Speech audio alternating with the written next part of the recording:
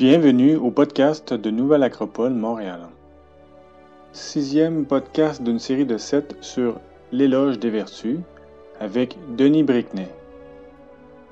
La vertu aujourd'hui sera celle de l'investigation. Alors je vous souhaite la bienvenue une nouvelle fois pour la continuité de notre série de conférences sur éloge des vertus. Et nous en sommes à la 6e. Sur 7, encore une. Et on aura fini ce premier tour des vertus fondamentales et essentielles. Et après, certainement qu'il y aura une suite. Ce soir, c'est investigation.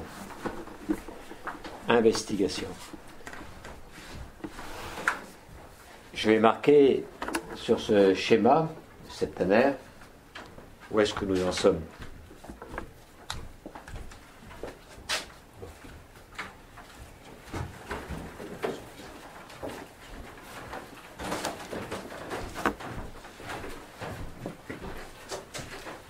La dernière fois que nous avons eu cette conférence, c'était la dévotion, qui se situe ici.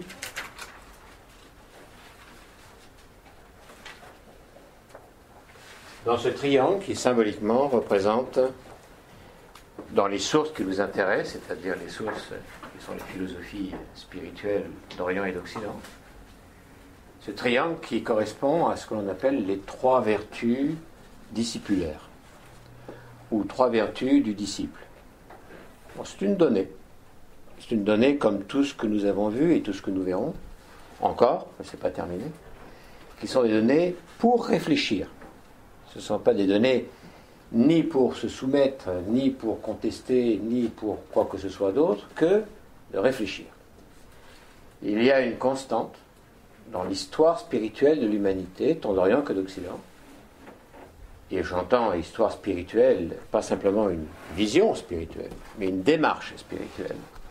Démarche, il y a le mot marche dedans. Il y a donc l'idée du sentier, l'idée du chemin qui est à parcourir. Et quand on parcourt un chemin, il y a un certain nombre de prérequis.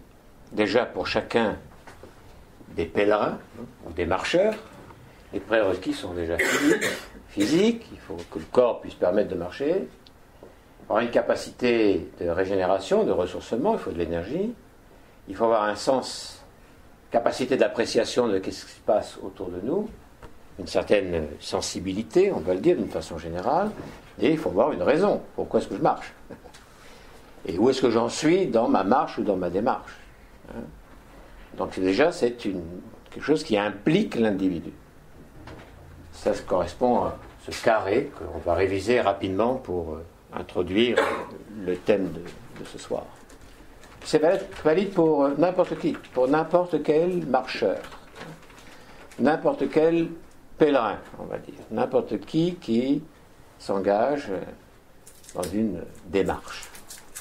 Alors quand je dis que c'est une voie spirituelle, démarche spirituelle, ça implique un engagement qui est un engagement global. Autrement dit, ce n'est pas spéculatif, dans le sens moderne du terme, pas dans le sens étymologique du terme. Ce n'est pas spéculatif, c'est pratique, mais ce n'est pas que pragmatique. Parce que nous, dans notre habitude contemporaine, on sépare les secteurs, on sépare les champs d'intérêt, les champs de connaissances, on sépare aussi les caractéristiques qui nous constituent, comme si justement elles étaient séparables. Elles ne le sont pas. Elles sont ni séparables ni confondables. Il ne faut pas qu'on les confonde. Ce sont des choses distinctes, mais reliées. Donc cela signifie que de toute façon, au-delà de toute distinction, sexe, race, credo, salaire et compagnie, ces caractéristiques de base, prérequises, valent pour tous. Avoir la forme physique, avoir la capacité de se ressourcer énergétiquement, développer sa sensibilité et sa perspective, sa perception psychique, et aussi développer une capacité de raisonnement. Disons ce qu'on appelle le sens critique, pas celui auquel il s'est réduit de nos jours, parce que ça c'est aussi une perversion, Non, mais c'est simplement la capacité de discerner les choses concrètes de base, parce qu'il nous fait faire des choix. Dans toute démarche, il y a des choix qui sont à faire. Et il y a une présence qui est une présence qui doit être constante, et doit être continue, c'est la présence de la direction, du sens. C'est un vecteur. Il ne faut pas que je perde la mémoire d'où je viens et celle de où je vais, dans la direction dans laquelle je dois me diriger. Donc ces trois-là sont des vertus discipulaires, des vertus spirituelles ou des vertus supérieures, on va les appeler ainsi, là où les quatre autres sont des vertus plutôt morales. J'y reviendrai également tout à l'heure pour se rappeler cela, parce que, si vous vous souvenez bien, les trois vertus spirituelles, qui sont donc constantes dans l'enseignement spirituel d'Orient et d'Occident, aussi bien en Orient qu'en Occident, c'est important, ont besoin d'un support, qui sont les quatre précédentes, qui sont les valeurs morales. Mais ça veut dire qu'il ne peut pas avoir de développement spirituel sans morale. Pas une morale moralisatrice, morale. Ce l'on appelle les us et coutumes, dans un langage qui est un langage plus prosaïque, les us et coutumes. C'est-à-dire les habitudes morales. Et là aussi, comme tout ce qu'on a vu depuis qu'on a commencé ce cycle, tous les termes que nous sommes en train d'employer, toutes les idées que l'on met en avant, sont des idées qui ne sont pas à la mode. Elles sont même rejetées.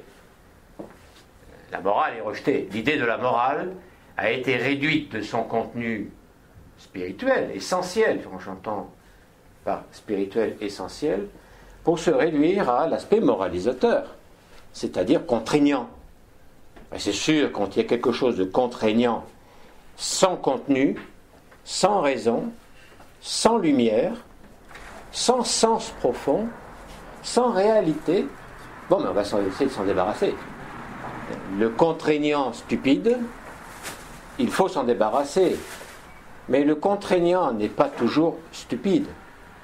Parce qu'il y a des situations dans lesquelles la contrainte n'est pas nécessairement stupide, mais elle a un sens. Et que l'on va s'y soumettre soi-même. C'est une contrainte. Mais il faut que je le fasse. Il faut que je le supporte. Parce qu'il y a un sens du devoir. Il y a une nécessité qui est à accomplir. Les exemples, c'est certain que nous en avons tous. Il faut non seulement qu'il y ait des qualités morales pour que les trois vertus supérieures ou spirituelles aient un effet positif. J'entends par effet positif un effet humanitaire, humaniste, un effet qui correspond à ce que Platon appelait le bon, le bien et le juste.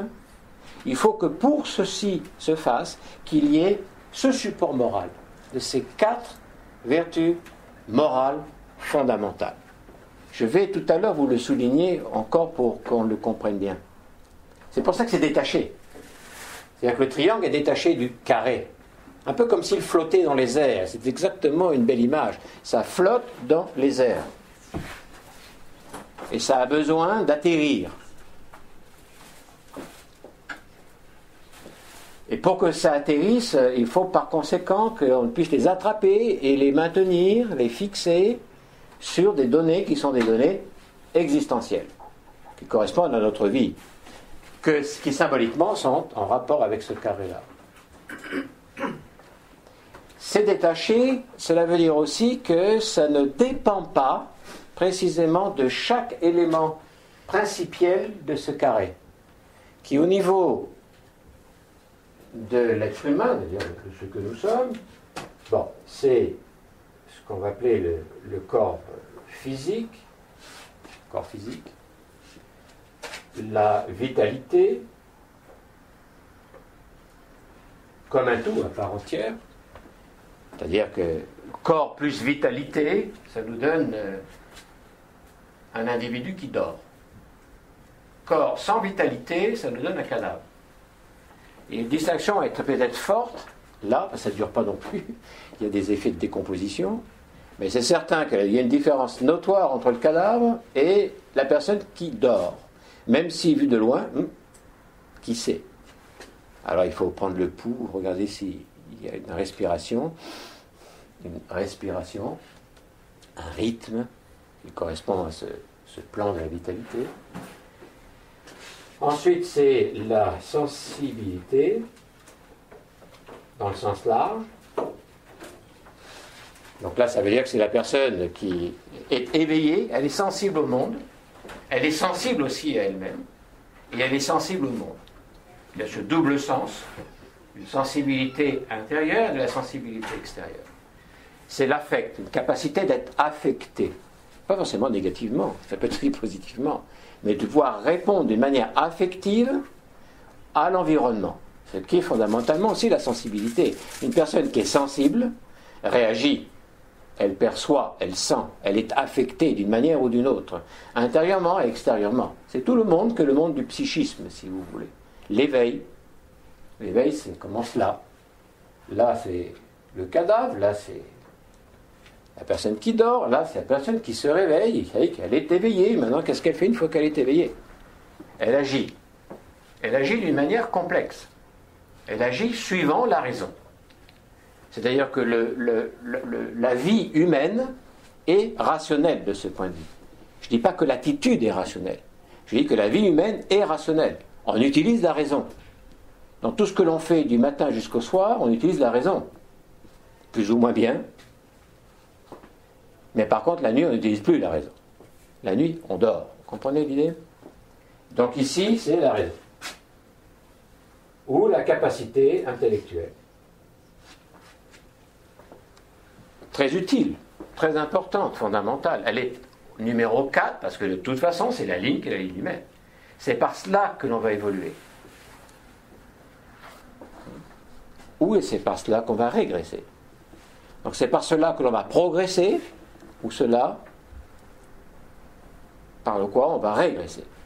C'est intéressant de voir que depuis qu'il y a ces progrès que l'on peut noter dans l'histoire de l'humanité, il suffit de parler des dernières années qui constituent, des dernières décades, ou même siècles qui constituent notre histoire, qu'il y a un développement de la rationalité qui est extraordinaire. On peut parfaitement les mesurer au niveau de la science et de ses applications technologiques, mais que du point de vue de la morale, ça ne va pas en parallèle. Ça ne suit pas le même chemin. Il y a plus de rationalité, plus de capacité critique, plus de capacité intellectuelle n'amène pas nécessairement d'office, comme un automatisme, plus de moralité. C'est-à-dire plus d'humanité. Parce que l'humanité, c'est sûr qu'on peut la penser d'un point de vue métaphysique, mais il faut aussi la penser avant tout d'un point de vue moral. La base de l'attitude morale du point de vue de l'humain, c'est de respecter l'humain. À la base. Ce qui est l'humain, à la base. Et cette base-là est très élevée. Comparativement à ce que nous pouvons voir autour de nous dans l'époque dans laquelle nous vivons. Disons, il y a beaucoup plus de comportements barbares que de comportements humains. Bien. Donc, on va y revenir. Aujourd'hui, ce qui nous intéresse, c'est l'investigation.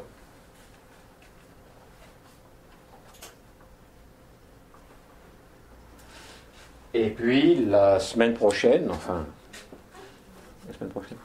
ce sera le service. Voilà. 3 vertus spirituelles, supérieures, discipulaires. Je veux rappeler ce que veut dire discipulaire. Discipulaire, ça veut dire être capable de suivre une discipline. C'est ça que ça veut dire discipulaire. Ça veut dire disciplinaire, discipulaire. C'est une conscience éveillée qui se donne une discipline. Évidemment, se donner une discipline implique aussi nécessairement qu'il y ait un objectif, qu'il y ait une finalité. Je me donne une discipline en vue de telle finalité. Exemple, apprendre la musique. Alors je vais me donner une discipline. Apprendre à jouer du piano, je vais me donner une discipline.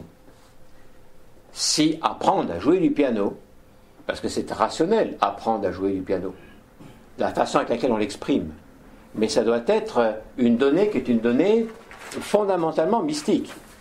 C'est-à-dire un appel intérieur, une force intérieure, qui va faire que je vais être capable de passer au travers des difficultés qu'implique l'apprentissage pour apprendre à jouer d'un instrument de musique. C'est pas évident. Faire des gammes, et puis encore faire des gammes, et puis aussi encore faire des gammes. Ou apprendre à danser. Alors, quand on voit le ballet, c'est tout simplement magnifique. On a l'impression que c'est naturel, et c'est naturel. Mais ce naturel-là est un chef-d'œuvre. Et ça a impliqué toute une discipline. Et pour tenir cette discipline-là, pour qu'elle soit continue, durable, c'est-à-dire qu'elle ait quelque chance effectivement de produire le résultat auquel on s'attend, parce que c'est ça la discipline, bon, mais il faut vraiment qu'à l'intérieur, il y ait un appel très fort, il faut qu'il y ait une vocation, vocation, une voix, c'est une voix intérieure, qui est une voix spirituelle. Ce n'est pas une voix estomacale. La voix estomacale, elle va peut-être s'éveiller en nous pour nous dire « je mangerais bien une choucroute » ou une poutine. Et la voix qui est la voix de la vitalité va peut-être nous appeler pour dire « bon, mais là j'ai envie de partir dans la montagne ou faire une course », etc. Il y a plein de voix. Les voix supérieures sont des voix du silence. L'expression qui a été choisie de manière très, très intentionnelle. Et comment ça, la voix du silence ? Ça n'a pas de sens. Comment est-ce qu'une voix peut être silencieuse ? Toute voix, par définition, n'est pas silencieuse. Sinon, c'est le silence. Ce n'est pas la voix du silence. Donc, nécessairement, c'est une parole. C'est un verbe. C'est quelque chose qui parle sous des modes qui sont des modes spécifiques, comme par exemple le songe, le rêve, ou l'inspiration. Ce n'est pas une voix qui est une voix rationnelle, qui est faite du lexique, de la grammaire, la morphosyntaxe, etc. C'est une voix paradoxale de ce point de vue-là. Elle est paradoxale par rapport à la voix qu'on utilise là, dans ce que nous sommes. La voix du silence, c'est la voix spirituelle du silence moral. Et pour qu'il y ait un silence moral, il faut que la moralité ait été intégrée dans un mode de vie. Lorsque la morale est devenue un mode de vie, là on peut l'appeler une éthique en action, en œuvre. Parce que les principes, qui sont donc éthiques, se sont insufflés à l'intérieur du comportement de la personne. Autrement dit, ça veut dire que cette fois-ci, c'est une morale éclairée par les principes éthiques. Mode de vie, une forme de vie. Un mode, c'est dynamique, forme, c'est plus structural, c'est une forme de vie, un mode de vie. À ce moment-là, la morale est silencieuse. Elle n'a pas besoin de parler, elle n'a plus besoin d'être un code, elle n'a plus besoin d'être des rencontres dans lesquelles on parle de la valeur de ces principes moraux pour un monde nouveau et meilleur, pour un développement de l'humanisme, pour un développement de l'humain, et on le répète, un peu comme ferait un prêtre dans l'église tous les dimanches au moment du sermon, parce que c'est exactement la chose qui se passe dans une version religieuse. Et on répète, et pourquoi est-ce qu'il faut répéter ? Il faut répéter parce que ce n'est pas intégré. Il n'y a pas une incorporation, c'est-à-dire qu'il n'y a pas eu une identification. Rappelez-vous, identification, où ça se trouve, et à quelle vertu cela correspond ? À identité. Celle que nous avions vue aussi, à l'identité. Parce qu'il faut s'identifier à. Enfin, il faut. C'est pas il faut, on s'identifie à. Constamment, on s'identifie à. Donc après, c'est un choix qui est un choix de à quoi je vais m'identifier. À quoi je vais m'identifier comme ce qui peut me représenter. Donc je dois avoir une idée qui est une idée philosophique. Qu'est-ce que je suis pour pouvoir prendre un chemin vers qui je suis. Un chemin de quête vers qui je suis. Vous vous rappelez, on a vu ça. Mais je le répète ici parce que tout le monde n'était pas nécessairement à toutes ces rencontres. Fondamentalement, d'abord, à la base, c'est qu'est-ce que je suis. Et ça, c'est personne qui va me le dicter. Ni la science, ni la religion. Me le dicter, c'est moi qui vais me le dicter. Mais pas non plus à partir du vide. Il faut que je me questionne. Il faut que je m'interroge. Il faut que je rentre dans le sens d'une enquête. La dernière fois, ou en tout cas dans les activités précédentes, à un moment donné, nous avons, je crois, parlé de la quête et de la conquête. Maintenant, je rajoute ce troisième mot qui est l'enquête. Et l'enquête a un synonyme qui est courant, qu'on utilise, investigation. C'est le terme qu'on utilise aujourd'hui pour, le sens que l'on donne aujourd'hui au mot investigation. Une enquête. C'est bon. Simplement, ça va bien au-delà de cela, l'investigation. Mais le bedrock, la partie centrale, la racine solide et puissante du sens de ce mot, c'est la recherche. L'enquête. Parce qu'avant de partir en quête, il faut faire l'enquête. L'enquête est préalable à la quête. C'est pour ça qu'on ne se précipite jamais dans le champ de la spiritualité. Et qu'il ne faut pas se précipiter. Parce qu'il y a une enquête qui est à faire. Il est évident que l'enquête est donc d'autant plus facile que l'on est né dans une civilisation et une culture complexe. Pas compliquée, complexe. C'est-à-dire qui développe les trois dimensions, corps, âme et esprit. Qui est sorti, qui a réussi à vaincre ce conflit entre le corps et l'âme. Entre le matérialisme et le spiritualisme, compris les deux comme une opposition. C'est ce qu'on appelle l'idéalisme, c'est-à-dire l'idée existe, le reste n'existe pas. Ça, c'est pas l'idéalisme comme on le connaît dans l'appel du cœur, là, pour des causes justes.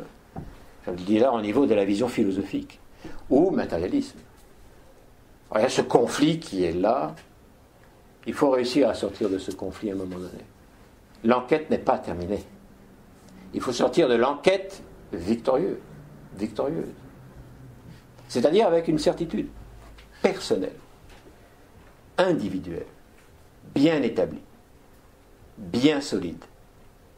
Parce que là, maintenant, oui, je vais partir en quête. En quête de quelque chose qui découle de la vision que j'ai de qu'est-ce qu'est l'être humain, qu'est-ce que la vie, pourquoi naissons-nous, pourquoi vivons-nous, pourquoi mourons-nous, etc. Il y a des questions qui sont des questions fondamentales. L'enquête est philosophique, à la base. Il y a trois niveaux de philosophie. Il y a la philosophie pragmatique, celle qu'on cherche aujourd'hui encore avec beaucoup de difficultés à la rencontrer. Parce que vraiment, le pragmatisme répond aussi aux lois de la nature. Un vrai pragmatisme répond aux lois de la nature. C'est pas répond à mes désirs. C'est pas une réponse à mes impulsions, le pragmatisme. C'est qu'est-ce qu'il faut faire et comment est-ce qu'il faut le faire, au moment où il faut le faire, en fonction de la réalité, des lois de la nature. Donc, on va dire qu'il y a une philosophie pragmatique, elle est à la base. Et c'est pas elle qui fait le sommet. Elle fait les fondations et le plancher. Et il faut aussi être pragmatique. Normalement, quand on est à l'école, c'est ça qu'on doit nous apprendre, à être pragmatique. Parce qu'il nous faut cela pour s'orienter dans l'existence à la base. L'existence concrète, matérielle. Pragmatique, ça veut dire par exemple que acheter de la salade, acheter du poulet, acheter une voiture, pouvoir vivre dans un appartement, tout ça, il faut de l'argent. Et avoir de l'argent, il faut travailler. Et pour travailler, il faut se former, pour avoir une profession. Et ensuite, il faut la maintenir. Il faut, n'est-ce pas, rester dans la saine formation continue. Ça, c'est pragmatique. Ce sont des données pragmatiques, mais qui correspondent à non seulement des besoins, mais aussi des nécessités. C'est ce qu'on va appeler la philosophie concrète. Là, c'est être concret. Là. Quand les personnes disent c'est que je suis concret, je suis ancré. Non, pas ancré. Tu es concret, pas ancré. Ancré, c'est avoir des racines. Et avoir des racines, ça, c'est autre chose, c'est une dimension autre. Avoir des racines correspond plus à au deuxième niveau, deuxième étage de la philosophie. C'est une autre philosophie. Enfin, une autre, je veux dire, c'est un étage supérieur, et qui est la philosophie morale. La philosophie morale est au-dessus de la philosophie pragmatique. Elle doit être au-dessus. Parce que si la morale est assujettie au pragmatisme, on a un net problème. Parce que ça veut dire que tout va être second. Ça va passer en second. Tout ce qui est le moral va passer en second. Autrement dit, je pourrais me permettre des comportements qui sont des comportements qui ne sont pas moraux, mais qui peuvent être justifiés par le pragmatisme. Et c'est ça que je vais utiliser. Pourquoi pas? Mais dans ce cas-là, on ne va pas vers l'humanité. Ou pas vers cette humanité telle qu'elle nous a été décrite dans les traditions spirituelles, philosophiques, d'Orient, d'Occident, du Nord, du Sud, dans le patrimoine spirituel qu'est le nôtre. La philosophie morale est fondamentale. Tout ce qui est ici, les vertus morales, appartiennent à une philosophie morale. Les 3 vertus discipulaires, discipline, suivre une discipline, un chemin, un sentier, une finalité, basée sur des principes. La finalité doit correspondre aux principes. Sinon, il y a une rupture qui est excessivement négative pour l'humain, lorsque les principes ne se concrétisent pas comme finalité. Alors ça veut dire qu'on a des pétitions de principes, il y a plein de pétitions de principes, mais c'est tout, comme si le fait d'exprimer des principes garantissait le fait de les incarner en soi, autour de soi, et ainsi de suite, disons, dans un développement qui est un développement lumineux. Il y a plein de pétitions de principes. Il faut la fraternité, il faut la solidarité, il faut la concorde, il faut la compréhension, il faut le respect. Et on nous dit, et on nous répète, et nous-mêmes, on peut être aussi dans ce sens-là, à le répéter nous-mêmes, que sans cela, il n'y a pas de société humaine, il n'y a pas de culture humaine, il n'y a pas de civilisation humaine. Il faut s'instruire et se civiliser. Une culture et une civilisation. Il faut que chaque individu puisse être non seulement instruit, mais aussi civilisé. Et tout ça sont des données qui correspondent à l'investigation aussi. On aura l'occasion peut-être de le toucher. La pétition des principes n'est pas suffisante. Et surtout, elle est le plus facile. C'est ce qu'il y a de plus facile. Alors, si je veux apparaître comme un philosophe à la manière classique, il faut que je fasse la pétition de principe. Moi, je suis pour ça. Je suis pour cela. Ça sont les principes qui sont les miens. Et on n'aurait pas besoin de le dire. C'est ça le comportement moral. On n'a pas besoin de le dire. Ça se manifeste dans le comportement, dans la façon d'être, dans la façon d'agir. C'est très intéressant de voir qu'une des valeurs clés de la voie humaine et son opposé, pas son opposé, mais ce qui peut la détruire, l'orgueil détruit. C'est l'amour, la compassion.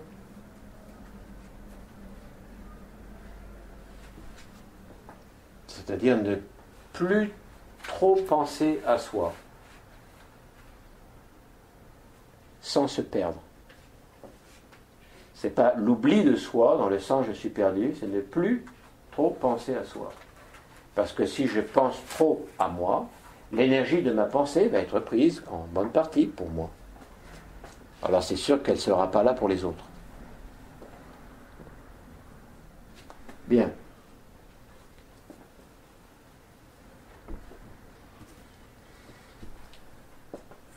Ensuite, qu'est-ce que nous avions? On a commencé par le fondement moral, qui est générosité. Donc c'était la première. Vous vous rappelez que, en fait, le dessin que je fais ici, nous, on l'a présenté comme un édifice, comme un temple, avec des 4 colonnes. C'est-à-dire les 4 étages qui sont là sont aussi les 4 colonnes qui vont soutenir la partie supérieure du temple. Donc chacune, générosité, les 2 autres et identité, forment une colonne sur laquelle peut s'appuyer les vertus supérieures ou spirituelles. toutes les philosophies morales, ai-je cité la dernière philosophie, le dernier étage de la philosophie, c'est philosophie métaphysique. Il y a philosophie pragmatique, philosophie morale et philosophie métaphysique ou spirituelle. Mais pas comprenant l'esprit comme quelque chose d'évanescent qui n'a aucun rapport avec la réalité. C'est vrai que ça n'a aucun rapport avec la réalité concrète. Justement, mais ça ne veut pas dire qu'essentiellement, il n'y a pas de rapport. Que l'esprit serait quelque chose qui ne peut en aucun cas se concrétiser, ou plutôt que se concrétiser, s'insuffler à l'intérieur du comportement existentiel. Alors si c'est ça, à quoi bon? Donc ça serait là complètement irrationnel. Et ça serait fou de voir que l'histoire de l'humanité, tant qu'en Orient et Occident et tout le reste, est constamment un rappel à la philosophie morale comme base et comme prérequis à la philosophie spirituelle, à la philosophie métaphysique, spirituelle, c'est-à-dire à tout ce qui concerne l'être en soi, la dimension spirituelle de la personne, la dimension spirituelle des choses, la dimension spirituelle de la personne.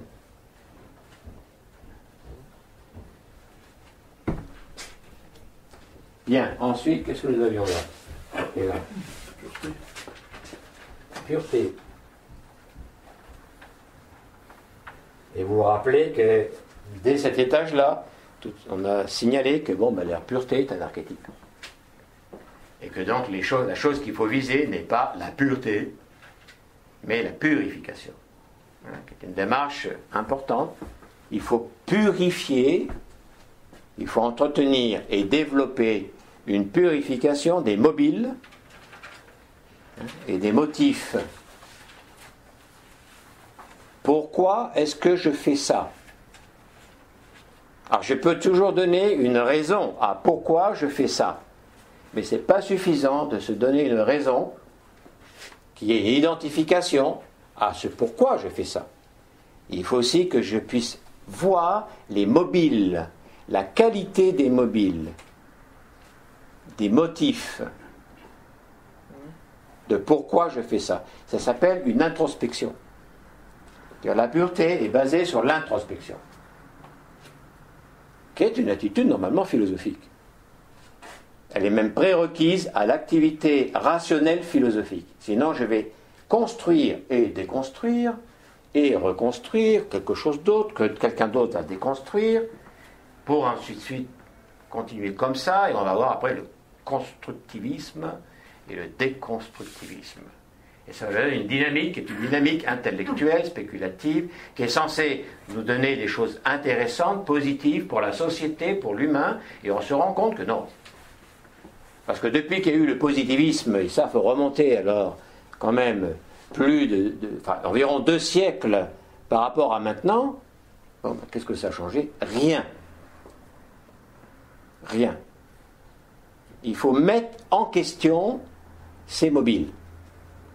C'est ça qu'il faut mettre en question, ces mobiles et ces motifs. C'est quoi mon motif? Où se trouve la racine de mon motif, de mon mobile? Vous comprenez?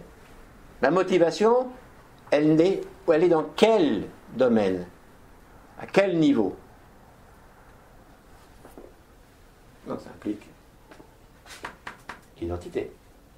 Tout ça, sert à rien. Dévotion, investigation, service, il ne faut pas toucher. Parce que justement, ces 3 vertus spirituelles, pour être spirituelles, sont dégagées du matériel. J'entends par matériel tout ce qui est sensible, existentiel. Complètement dégagé. L'investigation est, prenons-nous bien, tout ça ici c'est moral, n'est-ce pas? Ce sont les vertus morales. L'investigation n'est pas morale. Elle n'est pas immorale, elle est amorale. Vous comprenez? C'est amoral, pas immoral. La dévotion est amorale, pas immorale, amorale, en soi. Elle peut devenir, comme l'investigation, complètement immorale. C'est-à-dire qu'il y a des recherches qui ont été faites, des investigations qui ont été développées, mais d'une façon complètement immorale. à l'encontre de l'humain. On pourrait citer des exemples. Il suffit de voir, pour le monde occidental, la dernière guerre mondiale. On a eu dans des camps, qui sont des camps de concentration, pas simplement nazis, mais aussi des camps de concentration russes, sur lesquels il y a eu des expériences scientifiques qui ont été faites sur des prisonniers et des prisonnières. On ne va pas rentrer dans les détails. C'était de l'investigation. L'investigation est amorale. Tout ce qui est ici est amoral. C'est pour ça qu'on a besoin d'un support moral. Vous comprenez ? Le service aussi, complètement amoral. Ne dépend pas de la morale. Autrement dit, ça veut dire qu'il est possible d'inféoder ces trois vertus qui ont une mission, l'élévation, de les inféoder à quelque chose qui est immoral, une personnalité qui est immorale, et donc d'avoir des conséquences qui sont des conséquences négatives. Vous comprenez ? Ça, c'est la voie discipulaire. La voie discipulaire ne développe absolument pas de dimension spirituelle. Pas du tout. Elle peut en parler, mais elle ne va pas le développer. Ce qu'elle va développer, c'est les moyens de se forger, de se construire cet édifice moral indispensable, prérequis au développement spirituel. À ce moment-là, ça veut dire que si tout ceci est effectivement bien en place, alors la dévotion, l'investigation et le service vont être trois forces, trois puissances d'élévation. Trois puissances d'humanisme. Parce que l'investigation, elle va être directive. Elle va être sélectionnée, elle va être polarisée, elle va être réfléchie, elle va répondre à des principes, qui sont des principes élevés.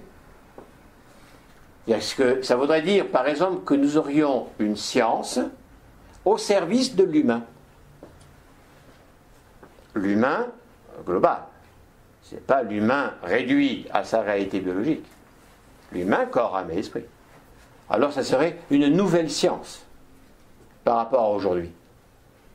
Parce qu'aujourd'hui, les recherches qui se font, prenons l'exemple des entreprises pharmaceutiques, c'est des recherches qui se font au niveau des médicaments. Ce n'est pas pour le bien de l'humain, c'est pour le bien du porte-monnaie, c'est pour le bien de la puissance. Et bien d'autres choses, pareil pour le commerce, pareil pour les échanges. Comment est-ce que c'est vraiment moral d'avoir une attitude contestataire en détruisant de la nourriture en masse pour contester contre je ne sais pas trop quel autre pays qui me fait un blocus ou je ne sais pas quoi? Pragmatiquement parlant, c'est peut-être très bon parce que justement, ça veut dire que la nourriture qu'on détruit était précisément quelque chose qui rentrait dans le marché et tout ce que vous voulez. C'est pragmatique, c'est très intelligent, soumis à des mobiles qui sont immoraux. Parce que fondamentalement, la morale, c'est servir l'humain. Soi, parce que nous sommes un être humain, et par conséquent tous les autres. C'est pour ça que la devise « Connais-toi toi-même » est une clé qui est extraordinaire, dans la mesure où je ne me sépare pas de l'humanité. Donc, si je rentre moi-même dans un cheminement qui est un cheminement discipulaire, de ce point de vue-là, à ce moment-là, automatiquement, il y a le sens de l'humanité. Bien. Et là, mystique.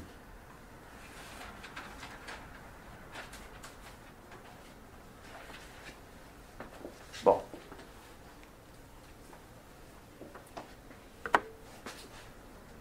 Donc c'est pour ça qu'on a commencé par les 4 niveaux. Ensuite, ce qu'on a pu voir, c'est que dès qu'on a commencé avec la dévotion s'appuyant sur une personnalité morale, va nous donner un certain nombre de résultats. Et à ce moment-là, ça donne vraiment le sens de la vertu, c'est-à-dire cette puissance qui amène à l'essence. Une vertu est un instrument spirituel, c'est une puissance spirituelle. Et vertueux, tout ce qui conduit à l'essence des choses. et vertueux tout ce qui peut conduire à notre propre essence. Parce que notre essence s'exprime au travers de la vertu, de sa propre vertu. Si on réfléchit à l'esprit, il est évident que la définition de l'esprit ne peut pas permettre d'identifier, de qualifier l'esprit en des termes qui sont des termes négatifs, des termes contraires à l'humanité, des termes contraires à l'humain. On ne pourrait pas qualifier de spirituel une attitude qui consiste à agresser autrui, à profiter d'autrui, à empêcher autrui de pouvoir parcourir un chemin d'épanouissement, de conquête de lui-même. Tout ce qui est spirituel, en soi, est lumière. C'est une bonne analogie. Tout ce qui est spirituel est lumière, qui est clair, qui relie, qui fait comprendre. C'est-à-dire c'est sagesse. Bien. Platon nous avait déjà donné une image intéressante pour parler de l'être humain, en prenant l'image d'un char tiré par deux chevaux, dont l'un fait A et l'autre fait Z, pour simplifier. Et à ce moment-là, le conducteur, il est complètement pris avec normalement ce qui devrait lui permettre de bouger, de se déplacer, c'est-à-dire de vivre, de faire un cheminement, de savoir où aller, comment profiter de cette vie, c'est-à-dire comment est-ce que la vie incarnée peut m'être profitable. Une question importante. C'est certain que la mort nous éclaire beaucoup à ce niveau-là. Parce que la vie physique, incarnée, va se terminer de cette façon-là. Comment est-ce que la vie incarnée peut m'être profitable ? Est-ce que le simple fait de vivre dans un corps biologique m'est profitable ? Pas du tout. Je vis dans un corps biologique, mais il va disparaître. Il va mourir. Donc il faut que je trouve un autre intérêt. En quoi est-ce que la vie matérielle, la vie incarnée, m'est profitable ? Et à qui est-ce que c'est profitable ? Alors c'est sûr que tant que le corps vit, c'est profitable à l'estomac, c'est profitable aux poumons, c'est profitable aux muscles, et tout ça, d'accord, très bien. Mais nous, on n'est pas que ça. Nous, on habite un corps de chair, comme on habite un corps de vitalité. On habite une vitalité. On habite une sensitivité, une sensibilité, un psychisme. On habite une raison. Nous ne sommes pas la raison. Nous habitons la raison. Ce sont des outils. Parce que la conscience est irréductible à aucun de ces étages, et même à la somme de ces 4 étages, et même à l'interaction de ces 4 étages. La conscience est un mystère. La conscience est le mystère. Et nous, nous sommes la conscience humaine. C'est ça qui doit être profitable. Il faut que la vie profite à la conscience. Nous pensons à un monde nouveau et meilleur. Ce n'est pas une question de régime politique. C'est secondaire. C'est une question de conscience, de lumière, d'intelligence, de discernement, de connaissance de la vie, de connaissance des lois de la vie, d'une philosophie. Une philosophie qui parle de l'évolution de l'humain, qui nous donne une idée d'où on vient et où on va, du point de vue humain, pas du point de vue de la technologie, parce qu'on n'en sait rien. Qu'est-ce que demain la technologie va nous permettre ?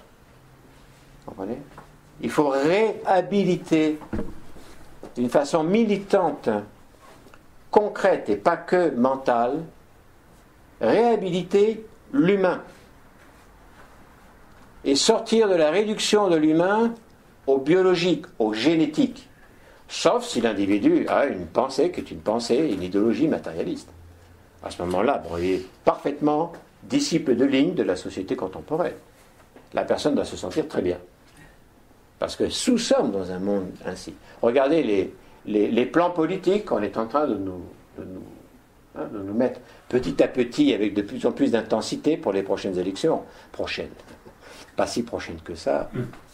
Alors on commence déjà à entendre des discours.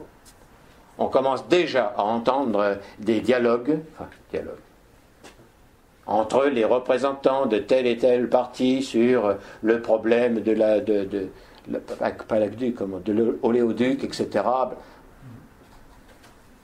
Il faut réhabiliter l'humain. Et quand je dis réhabiliter l'humain, c'est pas simplement dans l'idée, là. C'est la réhabilitation des voies de l'humanisme. Comme ça existait dans l'histoire dans certaines périodes. Remarquez bien qu'au niveau de l'histoire, qu'est-ce qui s'est produit? Aucune civilisation est née comme un âge d'or et est restée comme un âge d'or et a disparu comme un âge d'or. Toute civilisation a eu des hauts et des bas. Parfois, une civilisation, une culture a eu un haut, un bas et c'est terminé. Parce que ce bas-là, ce down-là, était total et radical. Mais on a bien d'autres exemples dans lesquels il y a eu un redressement. Il est possible de se redresser. Il est possible de se redresser. C'est très intéressant, ça. Chacun d'entre nous, collectivement, il est possible de se redresser. On n'est pas victime d'une décadence et c'est fini, on ne peut pas s'en sortir. D'une crise, et la crise, elle va nous conduire tout droit au trou. Non, il y a possibilité de se redresser. Mais quand on étudie l'histoire, et pas simplement l'histoire occidentale, mais l'histoire de l'Orient, de l'Occident, du Nord, du Sud, du Centre, tout ce que vous voulez, quand on étudie les civilisations, on voit qu'il y a eu des moments dans lesquels il y a eu dégradation. Ça se manifeste notamment au niveau de l'art. Au niveau de l'art, les formes deviennent de moins en moins finies, de plus en plus brutes. On reconnaît qu'il y a une ligne, mettons la ligne égyptienne, pas dans la basse époque, mais dans la première époque intermédiaire, par exemple. On va retrouver les formes, manifestement c'est égyptien. Mais c'est d'une facture, d'une qualité et d'un sens extrêmement réduits. Donc il y a une désagrégation, il y a une perte des valeurs. Il y a une perte de la capacité de pénétrer les choses. Il y a une perte de la subtilité. Les choses deviennent beaucoup plus grossières, beaucoup plus terre à terre. Se camouflant derrière ce vêtement fallacieux et pervers du pragmatisme, c'est-à-dire du détournement du pragmatisme, ou de la justification rationnelle. À force de justification rationnelle, on arrive à diminuer, à faire que se diminuent de plus en plus les valeurs morales. Parce qu'elles deviennent secondaires, puis après elles deviennent tertiaires, puis après elles deviennent là-bas, et après à la fin on ne les voit même plus. C'est-à-dire c'est chacun pour soi. Crève qui crève, chacun pour soi. Terminé. Donc alors c'est plus le temps d'une philosophie métaphysique qui a complètement disparu. Nous ne sommes pas dans une époque de philosophie spirituelle. Ce n'est pas la philosophie spirituelle aujourd'hui qui s'impose, c'est la philosophie morale. Parce que de toute façon, l'esprit est considéré comme quoi? Comme irrationnel. Il n'y a plus de métaphysique. Comment il y a une métaphysique? Il n'y a plus de métaphysique.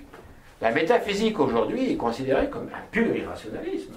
Ça n'a pas de corps, ça n'a pas de sens, ça n'a pas de réalité. Ce n'est pas une philosophie religieuse non plus.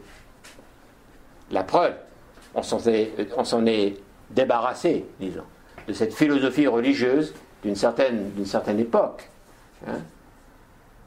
Le redressement en termes de civilisation et de culture ne va pas venir ni d'une philosophie religieuse, ni d'une philosophie spirituelle. Parce que ça passe pas. Ça passe là-haut. Ça n'a aucune accroche. On s'en fout. Il faut aller là où se trouve la perte, là où se trouve le problème. Et le problème se trouve dans le moral. Il y a une rupture entre l'éthique et la morale. Et aujourd'hui, ça ne sert à rien non plus de commencer à parler des principes éthiques.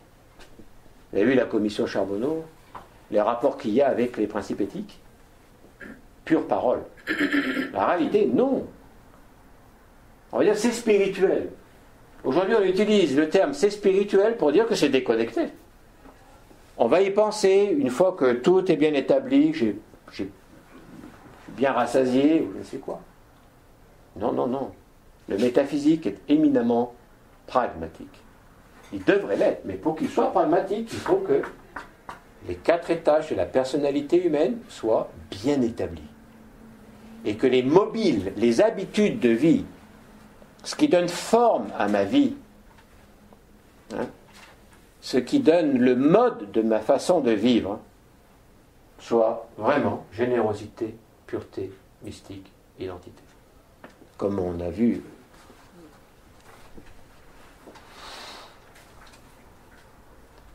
Et puis, on se souvient aussi que chacune de ces vertus spirituelles s'exprime, ou devrait s'exprimer, dans les quatre. La dévotion s'exprime dans les quatre. Devrait s'exprimer dans les quatre. La dévotion, ça commence là. À quoi est-ce que tu te dévoues? C'est une interrogation importante. Hein, la dévotion est intimement rattachée à l'amour. Attention, si jamais si ce qui conduit dans mon existence, hein, ce sont des impulsions et des intérêts qui sont des intérêts purement personnels, égoïstes, c'est sûr qu'il va y avoir une dévotion. Je vais avoir la dévotion pour ce qui m'excite, ce qui satisfait mon excitation. Je vais avoir une grande dévotion. Les gens sont très dévoués au style de vie qu'ils mènent aujourd'hui. Très très dévoués. Des dévots. Pouf. Pour changer le comportement, mais qu'est-ce qu'il va falloir? Et en plus, avec un détournement de l'identification, c'est-à-dire de la raison. C'est-à-dire qu'il y a une dévotion à un mode de vie dont on sait par ailleurs que ce mode de vie est déshumanisant, parce qu'il suffit de regarder la société contemporaine, mais on va l'asseoir avec une raison. On va lui donner une rationalité. Exemple, toutes ces enquêtes scientifiques, alors on a des émissions de télévision, de radio, des livres comme quoi on va nous dire non mais ça, les études scientifiques, les expériences scientifiques ont démontré que c'était bon. Et puis à côté de ça, on va voir que les études scientifiques, que les autres sont en train de mettre en valeur, les enquêtes scientifiques, ont démontré que c'est mauvais. Qu'est-ce que c'est que cette science qui est fondamentalement sur l'identification des choses comme elles sont, dans leur mode, dans leur fonctionnement, qui va donner deux résultats inverses. Alors on va inféoder la raison, l'esprit critique, tout ceci, etc. et autres. On va bien le faire voir à soi. Moi, j'ai l'esprit critique. Non. Bon, mais très bien. Si tu as l'esprit critique, si on a l'esprit critique, ça veut dire qu'on sait raisonner, on sait penser. Alors, on va passer le test sur est-ce qu'on sait penser. C'est pas quelque chose que c'est la pétition, là. Parce que si on a l'esprit vraiment critique, on est un acteur militant, concret, agissant, publiquement, pour un monde nouveau et meilleur. Parce qu'aujourd'hui, l'esprit critique qu'il nous faut, c'est de se rendre compte qu'on ne peut pas continuer comme ça. Et bien là, ça fait déjà pas mal de temps qu'on continue malgré tout comme ça. Et que s'il y a une postmodernité, il faut que cette postmodernité n'ait rien à voir avec la modernité. Et qu'elle puisse se baser sur qu'est-ce qui manque. Et ce qui manque, c'est l'humain. Après, à force d'avoir réduit l'humain à l'animal, scientifiquement, parce qu'on est encore très darwinien, même si le darwinisme c'est terminé factuellement, mais on continue idéologiquement à se développer sur une voie qui est basée sur le darwinisme. L'animal doté de raison, hein, comme on a déjà évoqué. On ne va pas aller bien loin. Il y a une réelle révolution et réaction qui est à faire, qui est une révolution morale et philosophique. Elle n'est pas religieuse. Bien. Donc l'investigation c'est pareil dans les quatre. Le service c'est pareil dans les quatre. Donc à chaque fois c'est 1 sur 4, et puis le deuxième sur 4, le troisième sur 4, ça nous donne 3 qui se multiplient au 4, ça nous donne 12. On a déjà eu l'occasion de parler de ça. C'est intéressant quand on voit le dodécaèdre, l'importance du dodécaèdre comme jouet de Dionysios ou archétype platonicien, ou le 12 avec cette symbolique zodiacale qui est aussi importante. Ce 3 plus 4 qui est le septénaire, le 7, c'est-à-dire qu'il y a 3 et il y a 4, le champ d'action. Il y a 3 puissances spirituelles et 4 dimensions dans l'action. 3 x 4, 12. Et donc la vision qui est transmise, c'est que pour arriver à l'humain, il faut arriver à cette situation où on va permettre à ce que le service, l'investigation et la dévotion soient au service, de l'humanisme, au service de la paix, au service de l'épanouissement, au service de la dignité, au service de ce qui fait l'humain. Et pas nous, notre petit groupe. Dans ce cas-là, ça veut dire que notre mystique, elle est un peu réduite. Le mystique prend sa source dans un amour qui est un amour libre. Libre. Je ne suis pas en train de parler de l'amour sexuel. De toute façon, l'amour sexuel, c'est pas de l'amour sexuel. C'est un acte sexuel qui peut porter ou non l'amour entre deux individus. Comme ça peut ne pas le porter du tout. Et l'acte reste le même. Donc il faut aussi qu'on arrive à récupérer un certain sens du subtil et du sublime. Toutes ces choses qui... Du point de vue religieux, les 12 apôtres. Du point de vue de la mythologie, les 12 travaux d'Héraclès. Héraclès étant symbole à la fois de l'être, Hercule, non ? Étant à la fois symbole de l'être humain, pris personnellement, et puis de l'humanité. Bien. Bon, ça c'est pour aussi en même temps rappeler des choses que nous avons vues dans les rencontres précédentes. Et maintenant je vais rentrer dans l'investigation. J'ai déjà parlé du triptyque enquête, quête, conquête, qui fait partie de l'investigation à tous les niveaux. Parce que comment est-ce que nous pouvons avoir une conquête technologique, c'est-à-dire une conquête qui va nous permettre d'avoir des machines qui théoriquement nous libèrent, parce qu'on n'a plus besoin de faire à la main des choses qui sont faites par les machines, qui a été une quête qui est constante dans l'histoire de l'humanité. C'est-à-dire qu'avant qu'il y ait eu les machines, il y a eu des individus qui donnaient leurs bras, leur force pour faire les choses. Et puis, au fur et à mesure, il y a eu des enquêtes qui ont été faites sur la nature. Alors, on a enquêté la nature. Et en faisant l'enquête de la nature, on a découvert des lois de son fonctionnement à elle. Elle fonctionne comme ça. On a fait, pareil, une enquête sur l'être humain. Il fonctionne comme ça, biologiquement parlant. Et il a fallu attendre longtemps, au moins dans la modernité, pour que si on se rende compte que l'humain fonctionne psychologiquement aussi, et pas simplement que biologiquement. Et que aussi il fonctionne mentalement. Alors, il a un triple fonctionnement. Il fonctionne biologiquement, psychologiquement et mentalement. Et ça se rapporte aux 3 mondes, aux 3 sphères que l'on retrouve comme descriptives de la réalité dans toutes les traditions spirituelles. Alors ça devient complexe. Parce que si l'être humain travaille dans ces 3 sphères, il faut les harmoniser. Il ne faut pas les séparer. L'humain est un. Il n'est pas le matin biologique, à midi il est psychologique et le soir il est mental. Il est tout le temps cela. Il devrait tout le temps être cela. En privilégiant le mental sur le biologique. Parce que sinon, ça veut dire que c'est l'inféodé, le mental, dans ce cas-là, on est l'animal. Vous voyez, ce sont des points. Je dis tout cela parce que ce sont des points qui soulignent, non pas une doctrine, mais qui soulignent, sont des signes que l'on peut prendre pour se rendre compte qu'il y a un patrimoine spirituel dans l'histoire de l'humanité. Et qu'il faut le rencontrer. Même si ce n'est pas à la mode. Même si ça prend du temps. Même si ça bouleverse un peu les habitudes de vie. Les habitudes de vie. Habitudes de vie.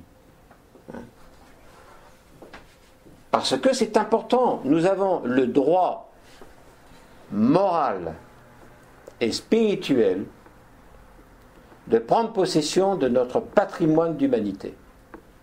Personne ne peut nous empêcher de faire cela. Et si on veut nous empêcher de faire cela dans une voie de l'abrutissement, nous pouvons réagir. C'est difficile peut-être, mais il faut réagir.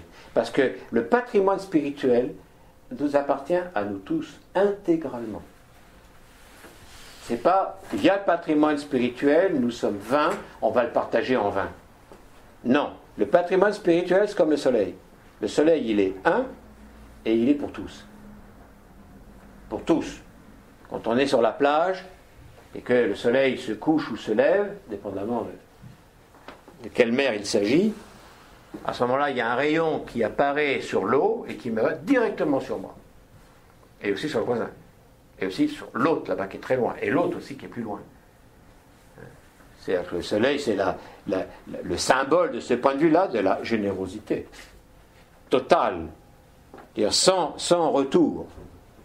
Sans attendre de quoi que ce soit. Vous vous rappelez, on a parlé de ça dans la générosité, qui doit être à la base. Parce que la générosité, c'est ce qui ouvre. Il faut ouvrir les perspectives. Et il faut commencer à être généreux avec soi-même, de ce point de vue-là. C'est-à-dire se donner de l'air. Vous vous rappelez la pureté, les analogies qui ont été données sur l'action de la pureté? Balayer, laver, aérer, brûler. On a vu ça déjà. C'est-à-dire qu'il correspond de toute façon au sein de la pureté aux 4 étages, en sous-corps. N'est-ce pas? Et aérer, c'est quoi? C'est respirer. C'est se donner une plus grande perspective. Ne pas se contenter de se réduire. Il faut respirer, ouvrir, chercher, partir. Une enquête sur l'humain. Qu'est-ce que l'humain? Voilà la question fondamentale. Qu'est-ce que l'humain? Parce que cette réponse, c'est aussi une réponse que moi je vais me donner à moi-même.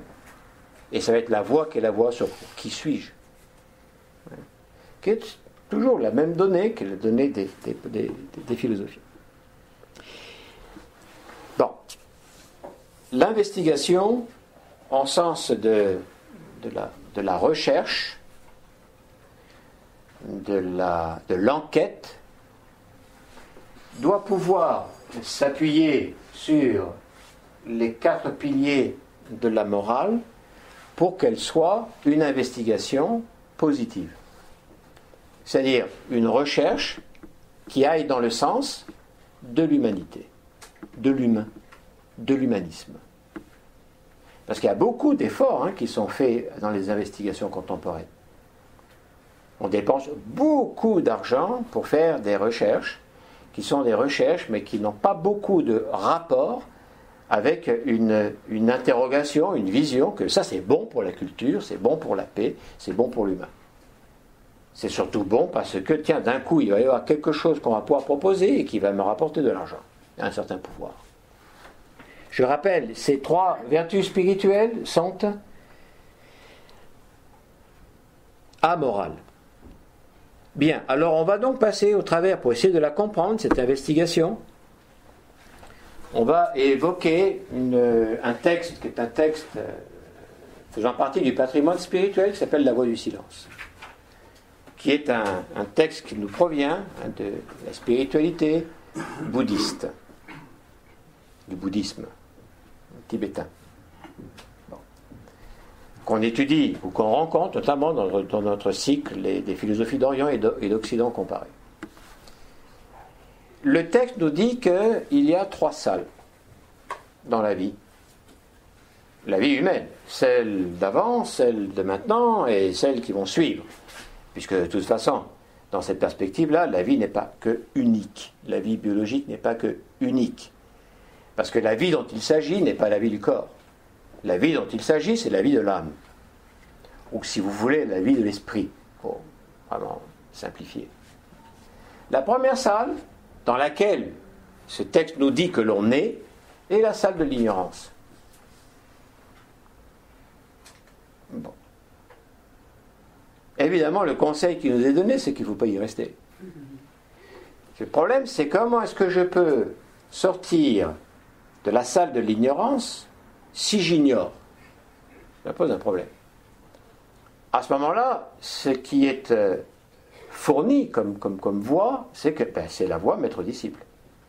C'est vrai qu'il faut qu'il y ait un apprentissage. Donc à la première salle correspond l'apprentissage. C'est encore valable pour maintenant. C'est-à-dire qu'au départ, on ne sait rien faire. Il faut reconnaître, l'enfant, il arrive, il ne sait rien faire, sauf quelques exceptions du style, prenons l'exemple en musique d'un Mozart, qui dès le départ sait faire les choses, mais ça sont des exceptions qui confirment la règle. C'est manifestement, lorsqu'on regarde autour de soi, ou même quand on pense à soi, en tout cas c'est mon cas, bon, au départ, On sait sucer le pouce. Déjà bien. Hein? Donc c'est la salle de l'apprentissage. Ou du moins c'est l'apprentissage qui va permettre de sortir de cette salle-là. Parce qu'on va apprendre les bases, qui sont les bases, qui permettent de rentrer dans la deuxième salle, qui est une salle qui correspond à la formation. La première, c'est l'instruction. On s'instruit. D'où la haute responsabilité des instructeurs, la haute responsabilité des pédagogues, la très haute responsabilité du système d'éducation. Parce que quand on est petit, nous sommes une pâte à modeler. C'est tout. Et ce qu'il ne faut surtout pas faire, c'est de prendre des moules, qui sont des moules essentiellement idéologiques de nos jours, et puis hop, de donner la forme cube. Allez, next, cube. Parce que c'est la forme qui correspond à ce que l'idéologie nous dit de la vie. Non, justement, il ne faut surtout pas toucher des formes, des moules. Et c'est pour cela que dans l'éducation traditionnelle, on utilise les contes, les légendes, la mythologie. C'est-à-dire un mode de relation à la réalité, à la nature, qui ne passe pas par le rationalisme. Ou par cette rationalité où tout est en case, où tout est carré. Pas du tout. Tout doit être circulaire. Parce qu'il faut au contraire que l'enfant puisse éveiller l'ensemble de ses sens, qui ne se réduisent pas à 5. Ce n'est pas rationnel comme, disons, éducation, mais ce n'est pas non plus irrationnel. Parce qu'évidemment, dans l'emporte-pièce du dualisme contemporain, si ce n'est pas noir, c'est blanc. Et si ce n'est pas blanc, c'est noir. Donc si ce n'est pas rationnel, c'est irrationnel. Et qu'est-ce qu'on fait alors du symbolisme? Qu'est-ce qu'on fait de l'imaginaire? On jette tout ça dans le même paquet qui est l'irrationnel. Non. Donc la deuxième salle, c'est la salle dans laquelle il y a l'éducation. Éducaere, faire sortir d'eux. L'apprentissage, c'est pouvoir, l'instruction, c'est pouvoir recevoir les éléments qui sont les éléments qui nous sont nécessaires. L'instruction, analogiquement par rapport à l'enfant biologiquement quand il est petit, c'est apprendre à marcher. Ça, c'est ça, l'apprentissage. Non? Et après, une fois qu'il a appris à marcher, alors maintenant, il va falloir apprendre à bien marcher. Pour apprendre à bien faire, il faut déjà qu'il y ait une instruction, qui est l'instruction de base. Après, c'est le développement ou l'éducation. La troisième salle, c'est l'intégration. Vous voyez, ça donne instruction, formation, intégration, qui sont les 3 pas de l'investigation. L'investigation basée sur les 4 piliers de la morale. On passe dans la salle de l'ignorance à la salle de l'éducation, pour ensuite rentrer dans la salle de la sagesse. Et la troisième salle, c'est celle de la création. C'est là où on peut créer. Et créer, pas pour faire quelque chose qui n'a plus rien à voir avec ce qui était derrière. Parce que si c'est une rupture avec ce qui est derrière, il n'y a plus d'apprentissage, il n'y a plus d'instruction. Dans la mesure où l'instruction, c'est ce qui a été fait avant, jusqu'où on est arrivé. On est arrivé là, voilà ce qu'il faut faire pour arriver là. Maintenant, il faut apprendre à utiliser ces éléments-là pour ensuite créer. C'est-à-dire, la création, c'est donner un saut supplémentaire, une marche supplémentaire à la culture, à la civilisation, à l'humanité. Donc là, il y a une solution de continuité. Alors, quelles sont les finalités? La finalité de l'instruction, d'une façon pratique, pour chacun d'entre nous, parce que l'instruction ne s'arrête pas lorsqu'on a quitté l'école maternelle, l'instruction continue toute la vie, il faut s'instruire. Il faut s'instruire. Si on arrête l'instruction, il y a un rétrécissement du champ. Il faut garder son champ et l'élargir. Il faut s'instruire. Il y a une saine curiosité, qui ne correspond pas à l'accumulation des savoirs, des connaissances. Parce que la morale de tout ça, et qui correspond à ces piliers-là, ces 4 piliers-là, c'est qu'il ne faut pas que je m'éparpille. Et c'est très facile aujourd'hui de s'éparpiller. Oui, prenez l'Internet et puis... Voilà. On met un mot là dans les engins de recherche et d'un coup, il faut regarder le nombre de pages, non, qui d'un coup apparaissent, sur lesquelles la donnée, on va pouvoir avoir quelque chose dessus. On s'éparpille. On s'éparpille. Et plus on s'éparpille, plus on devient superficiel.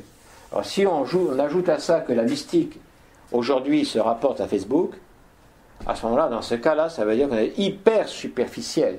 On est superficiel d'un point de vue des sentiments, des émotions, et superficiel au niveau de l'intellect. Plein d'idées, mais aucune qui peut prendre racine. Non, il y a un sentier de l'équilibre. Mais ceci étant dit, il faut s'instruire, il faut continuer de s'instruire jusqu'à la désincarnation. Pratiquement sur le lit de mort, en train d'agoniser, on est encore en train de s'instruire. J'exagère en disant ça, mais bon. Donc ce n'est pas une étape qui se termine. Quand on dit que c'est instruction, éducation, création, c'est que l'instruction va s'intégrer dans l'éducation, ou l'apprentissage va s'intégrer dans ce qui va amener à la maîtrise, et les deux vont s'intégrer dans la création. Il faut créer des choses qui soient utiles. Donc il faut se poser la question du mobile, de motivation, du rapport qu'il y a entre ce que je veux créer et la réalité, qui est la réalité humaine. Il y a une sagesse en science qui consiste à ne pas continuer l'investigation dans des domaines dont on sait que de toute façon on va arriver à des résultats qui sont des résultats pratiques, mais qui vont être contre l'humain, qui vont être contre la nature. Et si on réfléchit que, tiens, ça va m'apporter cet avantage-là, mais que ça va polluer, je dis oui, mais attends, ça va polluer quoi? Est-ce que ça pollue mon petit monde? Non, oh, ça va. Oui, mais tu sais que à côté de ton petit monde, il y a d'autres gens là. Ah oui. Il y a des gens peut-être que tu aimes bien, peut-être tes enfants qui habitent un peu plus loin, tu vas les polluer. Oh là là, non. Non, je les aime. Ma mystique, je les aime, les enfants. Bon, ben, ce qu'on va faire, c'est qu'on va prendre les déchets, puis on va les envoyer de l'autre côté du monde. On va les envoyer dans l'hémisphère sud. Comme ça, c'est suffisamment loin. Et puis nous, on a la liste de tous les produits qui sont nocifs pour nous, occidentaux, et c'est les mêmes produits qu'on va donner à l'hémisphère sud. C'est-à-dire qu'on est en train de vendre des produits nocifs que nous-mêmes, on n'est pas en train de prendre, parce que c'est nocif. C'est quelque chose qui... Comment? Développer une spiritualité avec ça, l'investigation dans ça? Oui, c'est possible. Simplement, l'investigation va être asservie. Le sens de la quête, de l'enquête, de la conquête, tout ça va être asservi. Aujourd'hui, la conquête, c'est quoi? L'image de marque. Beaucoup de gens sont à la conquête de l'image de marque, leur propre image, le branding. Hein? Oh, très fort. Hein? Ou la puissance, le pouvoir, la représentativité, l'image, enfin, tout ça. Les biens matériels. C'est évident qu'il y a on a inféodé ces puissances-là, et alors qu'il ne fallait pas. Il ne faut pas les inféoder. Il faut se purifier. De manière générale. Il faut se forger une personnalité qui va nous rendre possible le voyage vers notre centre, le voyage vers notre identité. Ça, c'est important. Alors, la finalité au niveau de l'instruction, c'est quoi? D'un point de vue pratique. Pourquoi est-ce que j'apprends ça? Ça, c'est la finalité de l'instruction. Pourquoi est-ce que je vais apprendre ça? C'est placer de la lucidité. Ça sert à quoi? Dans quel but? Ça va me permettre quoi? Au niveau de l'investigation, c'est une investigation qui est fonction de la lumière. Pourquoi je vais faire ça? Pourquoi? Pourquoi ce savoir? Pourquoi je m'engage dans ce savoir? Et en plus dans celui-ci. Et après je vais aller là. Parce que on a une quantité espace-temps qui n'est pas illimitée. Nous le savons, hein? On ne va pas vivre 1000 ans. Hein? Donc ça veut dire... Et en plus, il y a une accélération dans le temps. Plus on avance et plus les choses s'accélèrent. Il y a une certaine époque, une semaine, ça apparaissait comme... Mais quand on avance plus tard, après un mois, un an, ça passe vite. Il y a une accélération qui devrait, non, ça c'est une accélération biologique, qui devrait correspondre, ou à laquelle on devrait faire correspondre une accélération de la conscience. Par exemple, aujourd'hui, ce qui se passe, c'est qu'il y a une accélération des problèmes. C'est évident. Ça se passe dans la nature, ça se passe aussi dans la société. Tout s'accélère. Pas pour le mieux, mais il y a une accélération. Ce qu'il faut, c'est que nous-mêmes, on s'accélère. Parce qu'il faut rester dans le coup. Surtout si on a une pensée qui est une pensée militante pour un monde nouveau et meilleur. Donc pourquoi nous apprenons ceci et cela ? La finalité de la formation, c'est les transformations. Éduquer, faire sortir d'eux. Transformation intérieure et extérieure. C'est apprendre à se connaître. C'est là où il y a le chemin de l'apprentissage, la connaissance de soi là. Pas la connaissance de soi là. La connaissance de soi là. Là, oui, il faut être pragmatique. Comment je fonctionne. Mais il faut que je me transforme. Au début, c'est l'apprentissage. Après, je dois me transformer. C'est le sens, un des sens de ma présence ici. Sinon, ma vie me sert à quoi ? Ma vie en tant qu'être, en tant que conscience. Je dois me transformer.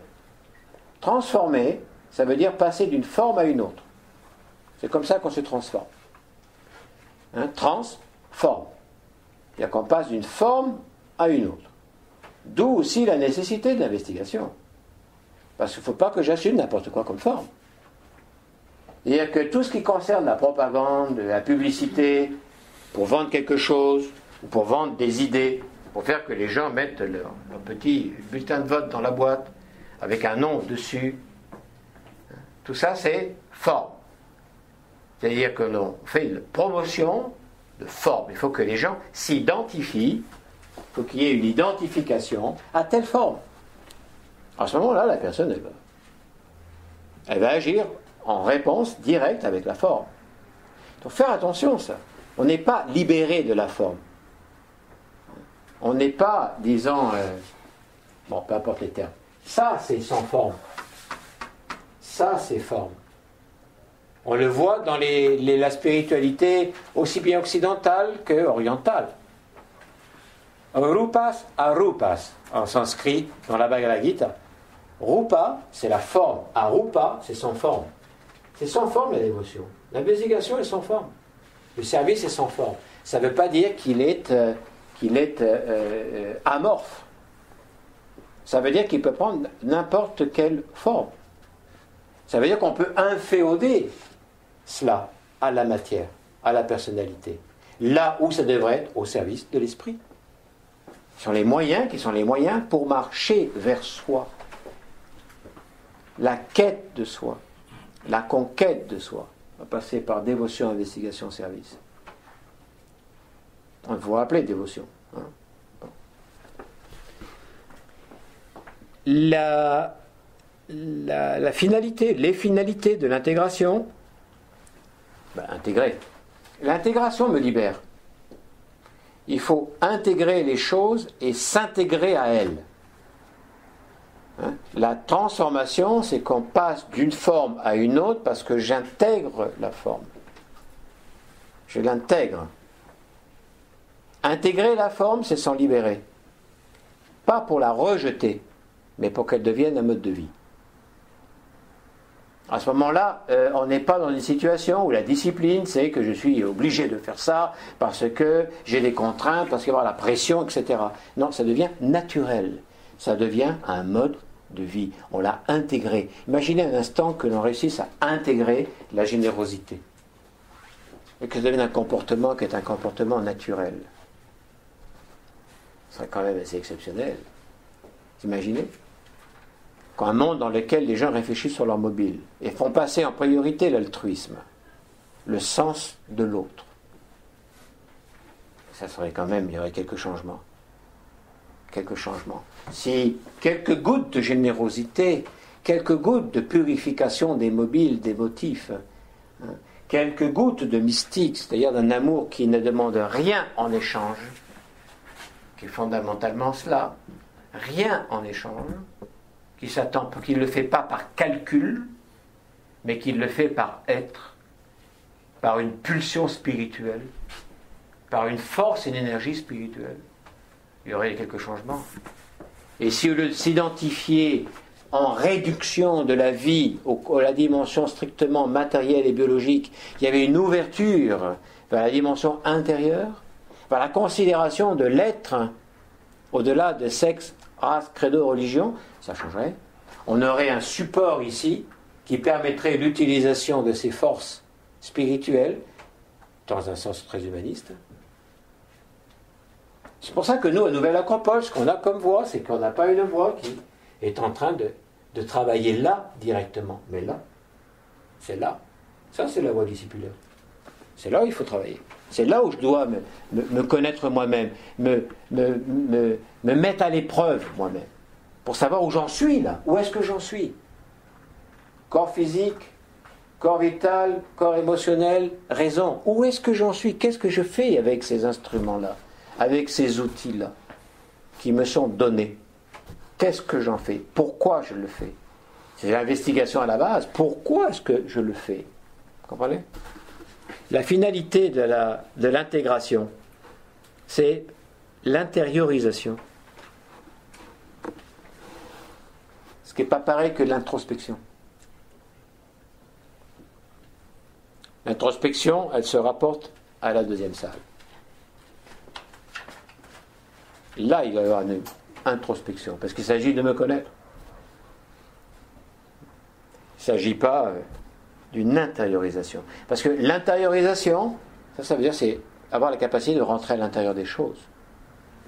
Mais pour rentrer à l'intérieur des choses, dont notamment moi-même, il faut d'abord que j'ai une introspection. Parce que quand on voit à l'intérieur de nous-mêmes, bon, comme nous enseignent toutes ces mythologies spirituelles, on va rencontrer des anges et des démons, pour le dire de manière allégorique. On va rencontrer en nous des choses qui sont bien et des choses qui ne sont pas bien. Mais on va les rencontrer comment? Par l'introspection. L'introspection, c'est faire l'inspection intérieure. C'est s'instruire à l'intérieur. C'est avoir une instruction à l'intérieur. Pour être capable de discerner les choses qui sont bien et les choses qui sont pas bien. Et travailler dessus. Après, il y a l'intériorisation qui va donner la création. Parce que la création doit être en rapport avec les lois. D'ailleurs, la dernière étape, qui est celle de l'intégration et de la création, c'est connaître les lois de la nature, les lois de la vie, connaître les lois, respecter les lois, parce qu'on peut connaître les lois et pas les respecter. Parfois, c'est un mobile très intéressant. J'essaie de connaître la loi pour justement, disons, ne pas la respecter, la contourner, très fort de nos jours. Bon, je ne parle pas là des lois de la nature, mais mettons des lois qui sont les lois de la société. Ben, si je les connais, je peux,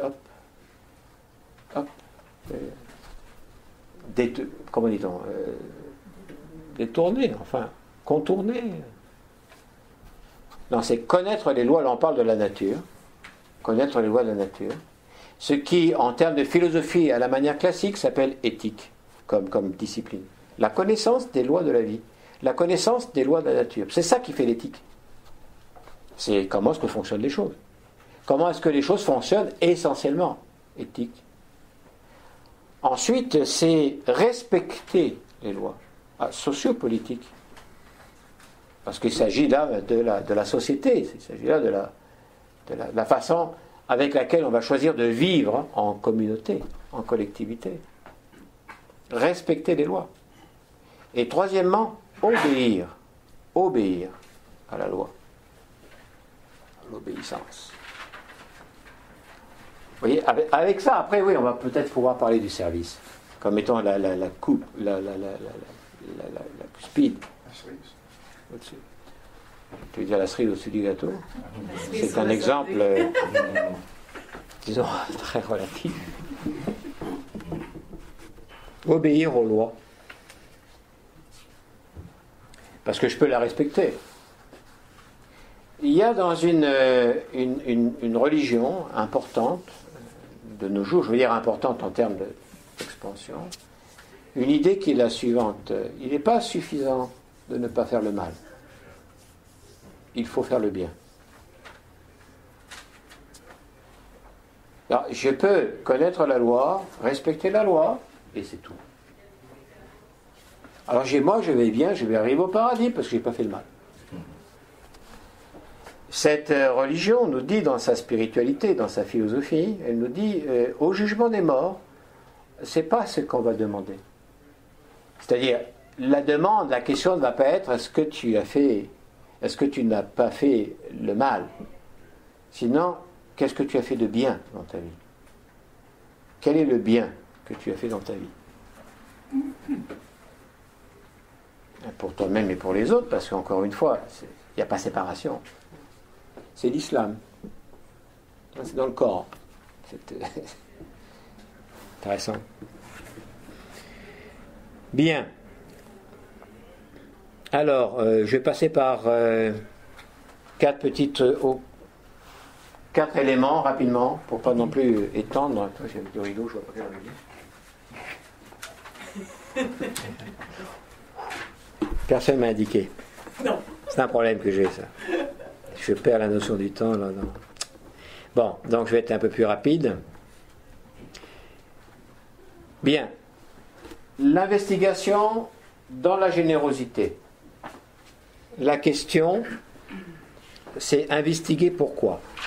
Savoir pourquoi.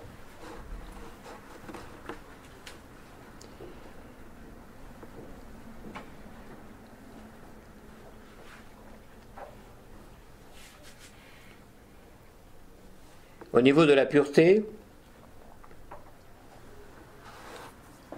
la purification, c'est tout ce qui va éviter, pas éviter, mais même éteindre, déraciner la vanité et l'arrogance. La vanité du savoir, l'arrogance du savoir. Je sais, alors j'expose. Non, il y a une purification qui est à voir. L'investigation n'est pas pour donner un pouvoir à l'individu. C'est pour ça que dans la relation maître-disciple, c'est fondamental.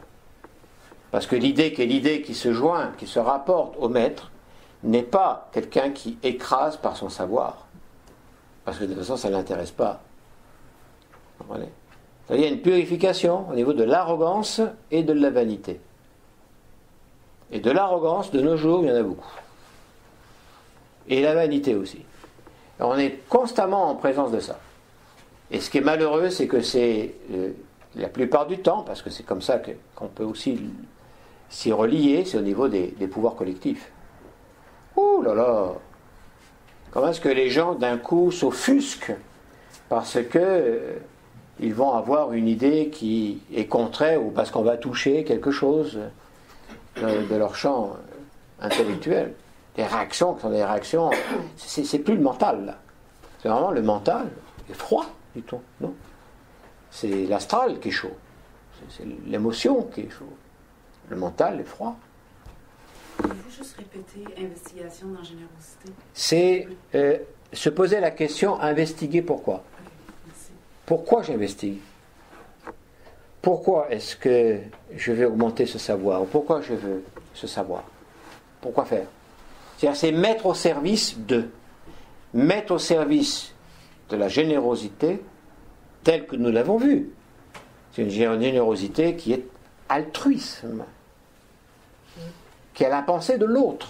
L'autre étant l'être humain, l'autre étant l'animal, l'autre étant le végétal, l'autre étant le minéral, l'autre étant la planète sur laquelle on se trouve. On est pris comme des fous lorsque d'un coup on dit que nous considérons que la planète est un être vivant. Oui, mais c'est que l'hypothèse Gaïa, la fameuse hypothèse Gaïa qui a pris naissance il y a déjà 2 ou 3 décades, d'une manière plus publique, mais qui est née bien avant ça, la planète, un être vivant. Parce qu'on réduit tout, c'est-à-dire que l'idée qu'il y ait une puissance d'intelligence dans l'univers va être réduit par les tenants du matérialisme au créationnisme. Mais le créationnisme, c'est une position religieuse. C'est-à-dire qu'il y a un combat qui est un combat fratricide entre le créationnisme et puis le matérialisme. Et c'est ça qui domine. Alors il y a un Charybde et un Scylla. Nous, ce qu'il faut qu'on fasse, c'est qu'on prenne notre bateau, on s'attache au mât, comme a fait Ulysse, on met des bouchons dans les oreilles de tout l'équipage étant ça et tous les sous-corps, et puis on écoute. Mais on passe au milieu. On passe entre Charybde et Scylla. Et après, une fois que ce tumulte, ce tourbillon qui amène vers le fond, et puis ces dragons à 7 têtes qui sont là pour manger tout ce qui dépasse, l'exaltation et la banalisation, une fois que tout se calme, bon, mais là, on va commencer à se dire, bon, alors voilà, on va pouvoir vivre maintenant un peu. Et pas rester de balloter à droite, et puis à gauche, et puis encore à droite, et puis encore à gauche, et ainsi de suite, comme un ping-pong. Au niveau de la mystique, c'est l'investigation des essences.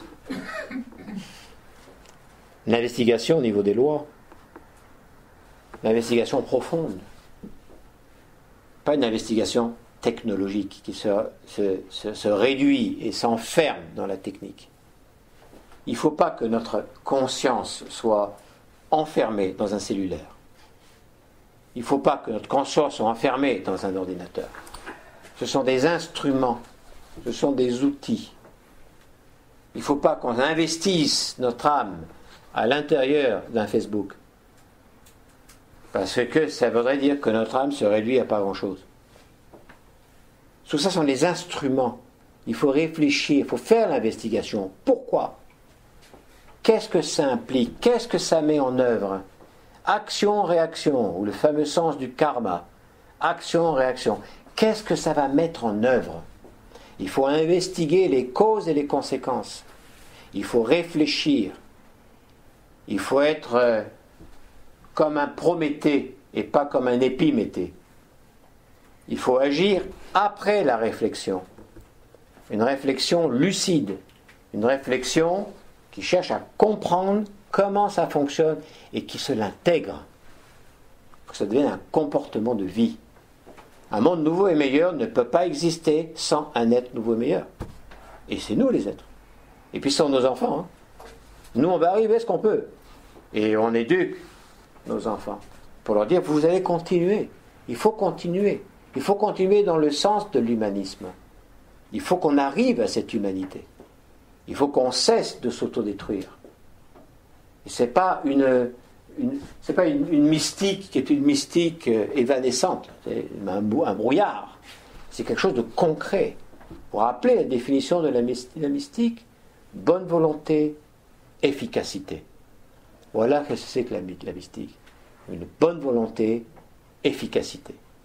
C'est-à-dire une discipline d'être efficace pour bâtir sa vie et pour bâtir la vie de la communauté, de la collectivité, parce que c'est nous sommes un et la collectivité. C'est un savoir qui doit être un savoir vivant. L'investigation au niveau de la mystique. Un savoir qui relie, qui unit, qui unifie. L'investigation dans qu'est-ce que c'est qui relie les choses, qu'est-ce que c'est qui permet l'harmonie, qu'est-ce que c'est qui peut permettre de vivre ce que nous sommes, c'est-à-dire différents, dans une communauté harmonieuse. C'est quoi la musique ? C'est quoi les règles de la musique ? Il faut que ce soit vivant. Et c'est là où la mystique a son importance. Là, mais il faut qu'elle soit là. Parce que si elle n'est pas là, je vais appliquer l'investigation pour me servir moi-même. Je vais calculer, je vais réfléchir, je vais être opportuniste. Tac. Hop, passer par là, souk, souk. Laisser les os s'écraser, c'est fini. C'est-à-dire unité dans la mystique, l'investigation, la quête, l'unité de l'union et de l'unification. L'unification n'étant pas l'uniformisation. L'unification étant l'humanité. C'est-à-dire qu'on est une humanité faite de chacun d'entre nous, dans une voie de réalisation de chacun d'entre nous, mais pas au détriment des autres. Vous voyez un peu le niveau là. Et finalement, dans l'identité, l'investigation, il y a un rapport qui est immédiat, très étroit, c'est identité avec nous-mêmes et identité avec la nature. C'est sûr qu'à ce moment-là, l'investigation, c'est qui suis-je ? Qui suis-je ? D'où est-ce que je viens ? Où je vais ? Ça sont des questions vraiment tellement fondamentales. Peut-être qu'elles le sont moins apparemment quand on est très très jeune, quand on est encore enfant. Peut-être pas des questions que l'on se pose. Bien que dans l'histoire de l'humanité, on a quelques individus qui apparemment apparaissaient dès le départ se poser ce genre de questions-là. Mais c'est sûr qu'au fur et à mesure que l'on atteint l'âge de raison, ce sont des questions qui sont fondamentales. C'est ma vie. C'est ma naissance, c'est ma mort. Et c'est ma vie. D'où je viens, où je vais. Qui suis-je ? Ce sont des questions vectorielles. Alors c'est sûr que si tout ça est en dessous, c'est-à-dire que si, au lieu d'avoir la triade là-haut, je l'ai là, c'est-à-dire qu'au lieu d'avoir les colonnes qui supportent le temple, la partie haute du temple, c'est à l'envers, j'ai des colonnes sans rien au-dessus, c'est un problème. C'est fondamental, il n'y a pas d'âge pour se poser ces questions-là. Le plus tôt, le mieux. Mais c'est important, parce qu'il y a il y a une échéance qui est inexorable. L'échéance qui est inexorable, c'est la désincarnation, ou, si vous voulez, la mort. C'est inexorable. Et quand est-ce que je vais mourir ? J'ai aucune idée. Sincèrement, je m'en fous. C'est pas ça qui importe. Ce qui importe, c'est soit là, ici et maintenant. Qui suis-je ? D'où je viens ? Où je vais ? Parce que c'est un axe qui oriente la vie. C'est ce qui va répondre à l'identité. À quoi je m'identifie ? Bon, on peut aller loin comme ça. À quoi je m'identifie ? Je suis quoi ? Une pierre ?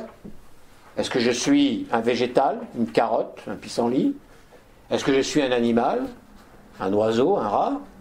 Une girafe ? Je suis quoi ? Est-ce que je suis une mémoire d'ordinateur ? Une raison résonante ? Vous comprenez ?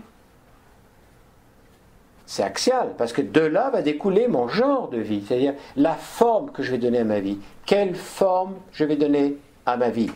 Quelle forme je donne à ma vie ? Quelle forme je continue d'avoir dans ma vie ? Transformer. Le dernier étage, je ne sais pas si je l'ai dit, c'est transmutation dans la troisième salle.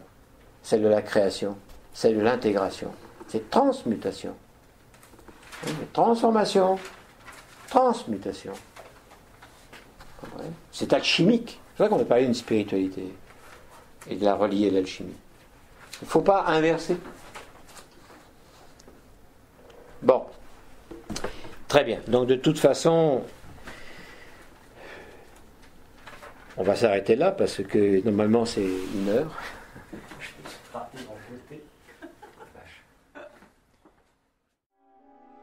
Merci d'avoir écouté ce podcast. Pour rester en contact, visitez notre site internet à montréal.acropole.ca. Nouvelle Acropole est un organisme à but non lucratif. Vous pouvez faire un don ponctuel via notre page PayPal à montréal.acropole.ca/PayPal.